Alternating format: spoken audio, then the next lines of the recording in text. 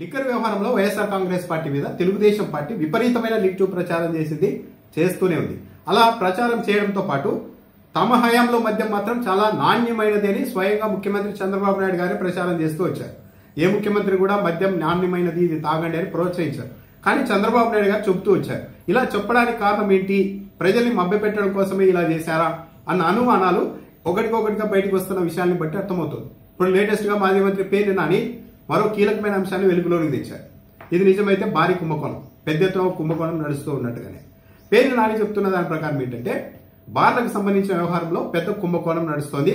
ఆయన సవాల్ కూడా చేస్తూ ఉన్నారు. ఒక నిధి నిర్ధారణ కమిటీ అండి, కమ్యూనిస్టు నాయకులతోనూ అర్ధ కాంగ్రెస్ పార్టీతో కూడా సభ్యులున్నా సరే మేమంతా వెళ్తాము, ఎక్సైజ్ అధికారులను కూడా రమ్మనండి, బార్ల దగ్గరికి వెళ్లి పరిశీలన చేద్దాము, అక్కడ జరుగుతున్న కుంభకోణాన్ని మేము నిరూపిస్తామని పేర్ని నాని సవాల్ చేస్తున్నారు. ఆయన చెప్తున్న దాని ప్రకారం ఈ రాష్ట్రంలో బార్ల కేటాయింపును జనాభా ప్రాతిపదికన 3 కేటగిరీలుగా విభజించారు.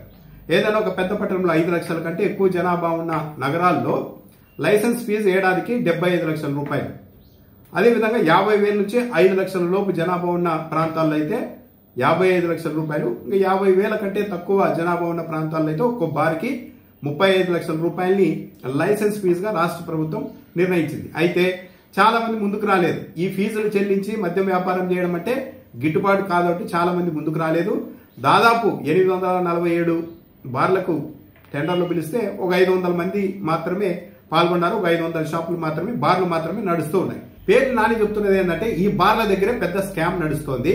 ఇప్పుడు ఒక పెద్ద నగరాల్లో అంటే 5 లక్షలకు పైగా జనాభా ఉండే ఒక ప్రాంతంలో ఒక బార్ లైసెన్స్ ని ఎవరన్నా ఒక యజమాని సొంతం చేసుకుంటే ఆ డబ్బు అంటే 75 లక్షల రూపాయల లైసెన్స్ ఫీజు కింద ప్రభుత్వానికి చెల్లించడానికి, జీతభత్యాలు, సిబ్బందికి జీతభత్యాలు చెల్లించడానికి, ఆ అద్దె, భవనాలకు సంబంధించిన అద్దె కావచ్చు, కరెంటు బిల్లు కావచ్చు, ఇవన్నీ చెల్లించాలి అంటే ఇప్పుడున్న దాంట్లో రోజుకు 3 లక్షల రూపాయల వ్యాపారం బార్లు చేయాల్సి ఉంటుంది. ఒక్కో బారు 3 లక్షల రూపాయల వ్యాపారం చేస్తేనే వాళ్ళు లైసెన్స్ ఫీజు కింద 75 లక్షల రూపాయలు, సిబ్బంది జీతభత్యాలు, కరెంటు, అద్దెలు ఇవన్నీ చెల్లించగలుగుతారు అని పేర్ని నాని చెప్తూ ఉన్నారు. అంటే ఇక్కడ అనిపించవచ్చు, రోజుకు 3 లక్షలు అమ్మితే ఇంకేంటి అంత సరుకు కదా అని అనుకోవచ్చు. కానీ 3 లక్షల రూపాయల సరుకు అమ్మినప్పటికీ కూడా ఆ బార్ యజమానికి దాని మీద కొద్దిగా మాత్రమే లాభం ఉంటుంది.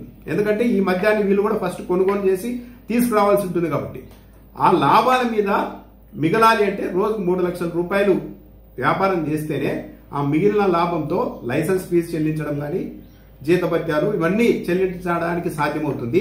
ఆ లెక్కను చూస్తే ఒక్కో బార్ ప్రభుత్వం నుంచి నెలకు కనీసం 80 లక్షల రూపాయల విలువైన మద్యాన్ని కొనుగోలు చేసి ఉండాలి.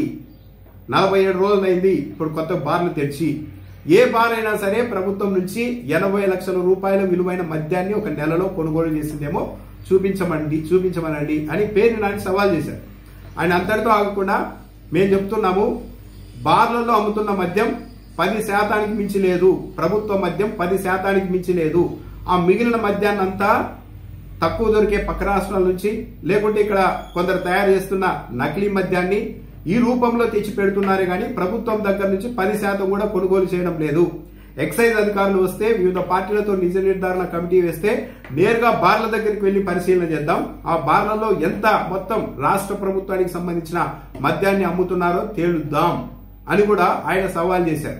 ఇక్కడ ఇంకో ఆలోచన కూడా ఉంది, ఇంకో అనుమానాన్ని కూడా వ్యక్తం చేస్తున్నారు వైసీపీ వాళ్ళు. అదేంటంటే, ఒక మద్యం బాటిల్ తయారు చేయాలంటే 20 రూపాయలు అవుతుంది. కానీ అది షాప్ లో 200 రూపాయలకు అమ్ముతూ ఉంటారు. సపోజ్ అంటే ఇది ఆ 180 రూపాయలు అన్నది ప్రభుత్వానికి ట్యాక్స్ రూపంలో వెళ్తుంది. అదే ఈ బార్ల వాళ్ళు కావచ్చు, మద్యం షాపుల వాళ్ళు కావచ్చు, డైరెక్ట్ గా ఆ మద్యం తయారు చేసే ఫ్యాక్టరీతో లింకప్ అయ్యారనుకోండి, ఫ్యాక్టరీలో తయారైన మద్యాన్ని డైరెక్ట్ గా తీసుకొని వచ్చి బార్లలో అమ్ముకుంటే 180 రూపాయల ట్యాక్స్ ను ప్రభుత్వానికి చెల్లించాల్సిన అవసరం లేదు. సెకండ్స్ లో అమ్మేసుకుంటే మొత్తానికి మొత్తం లాభం వీళ్ళకే వచ్చేస్తుంది. అది కూడా జరుగుతోందా అన్న అనుమానం కూడా ఇప్పుడు పేర్ని నాని చెబుతున్న మాటల్ని బట్టి అర్థమవుతోంది. సో మొత్తం మీద అయితే పేర్ని నాని ఛాలెంజ్ చేస్తూ ఉన్నారు. 75 లక్షల రూపాయల లైసెన్స్ ఫీజు, జీతభత్యాలు, కరెంటు బిల్లు, అద్దెలు అన్ని చెల్లించి నడపాలంటే నెలకు 3 లక్షల రూపాయలు, రోజుకు 3 లక్షల రూపాయల వ్యాపారం చేయాలి.